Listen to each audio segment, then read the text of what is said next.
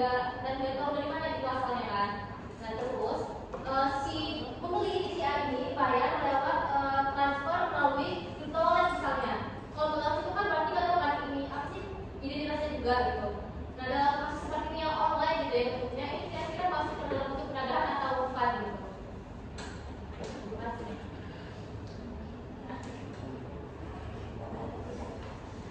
Yang keempat boleh bisa menggunakan kata ini.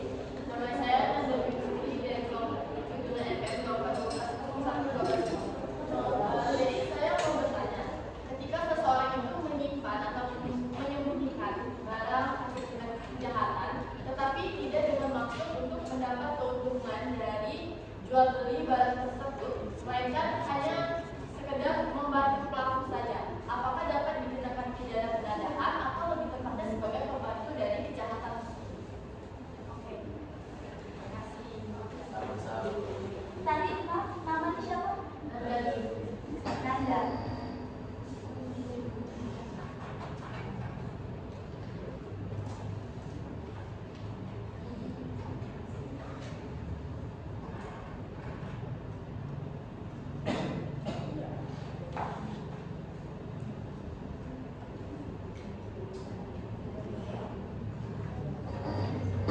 Teman-teman, karena kita menampungnya 4 pertanyaan, jadi izinkan kami untuk berdiskusi dulu untuk memberikan jawaban yang luar biasa terhadap teman-teman yang bertanya ya.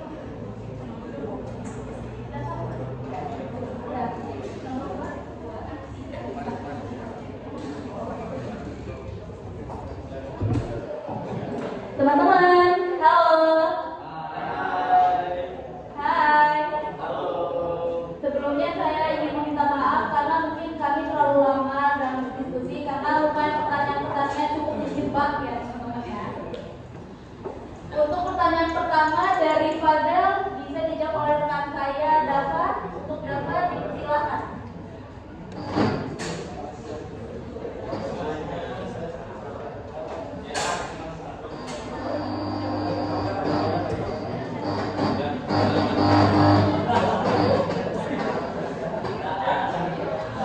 Assalamualaikum warahmatullahi wabarakatuh. Baik, ini saya ingin jawab pertanyaan pertama dari Fadel ya. Pertanyaannya itu apakah pidana itu berdiri sendiri atau dia berhubungan dengan pidana pencurian kan? Nah, setelah saya riset, jawabannya itu adalah berdiri sendiri karena sudah diatur di dalam pasal 480 KUHP yang berbunyi tindak pidana penerimaan, membeli, menyimpan atau menguasai barang yang diketahui atau patut diduga berasal dari kejahatan. Itu disebut pidana penadahan. Jadi pidana penadahan itu dari sendiri, walau faktor asal itu pasti dari pencurian kan, ya pencurian. Kalau dari penadahan itu tetap bisa diproses. Misalnya Fadel membeli barang yang saya curi misalnya, nah itu pidana pemrosesan pidana Fadel bisa dilakukan. Walau misalnya pencuri tersebut dari awal itu belum tertangkap atau belum diproses, tindak pidana penadahan tetap bisa dijalankan. Jadi jawabannya adalah berdiri sendiri. Tetapi dalam apa ya istilah itu? Dalam keberlanjutannya memang faktor pendahulunya adalah tindak pidana pencurian. Tapi dia ada pasal sendiri pasal 480 KUHP. Sedangkan pidana pencurian itu ada 62. Apakah ada jawab pada? Oke, terima kasih pada selanjutnya tidak lanjutkan pidana kedua akan dijawab oleh kalian.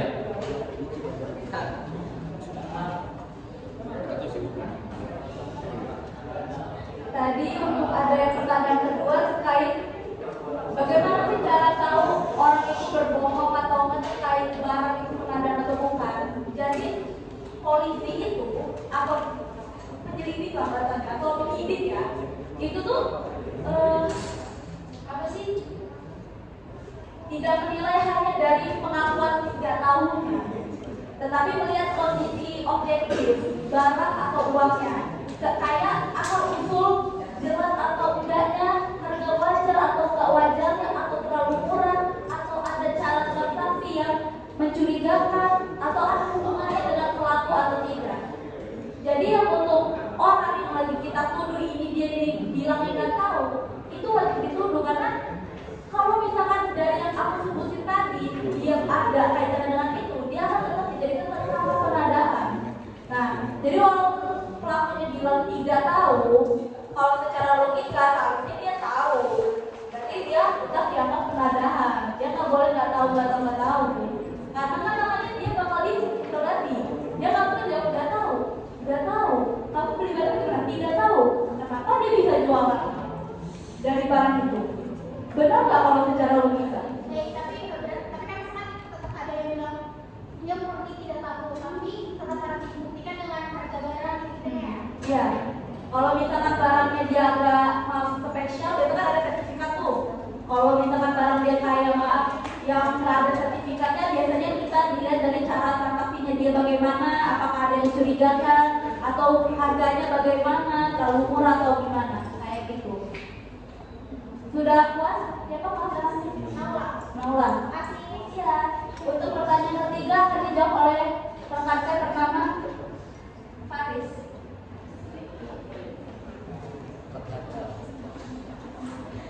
Baik, saya akan menjawab pertanyaan dari Muftia. Tadi kurang lebih pertanyaan dari Muftia itu ada seseorang yang beli kamera dari luar negeri. Barang gelap, tidak ada identitas, pembayaran lewat e-wallet anonim, itu penadahan atau bukan? Benar. Jadi jika barangnya itu tidak jelas asal usulnya, harga terlalu miring, tidak ada nota, tidak ada pengirimannya secara ilegal, lalu pembayarannya anonim, maka secara hukum pembeli dianggap patut diduga barang itu tidak legal. Jadi bisa masuk penadahan walaupun dia bilang tidak tahu. dalam hukum itu disebut dolus eventualis. Tahu barangnya mencurigakan tapi tetap beli. Terima kasih. Ya, silakan rekan saya Agio untuk menjawab pertanyaan terakhir. Dan kalau pertanyaan yang ngomong Pak tadi tentang orang yang menyimpan barang kejahatan tapi tanpa maksud untuk mengambil untung hanya ingin membantu pelaku, itu termasuk penadaan atau bukan?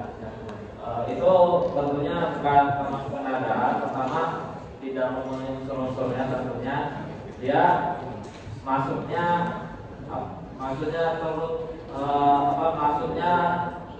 maksudnya turut membantu kejahatan pasal 56.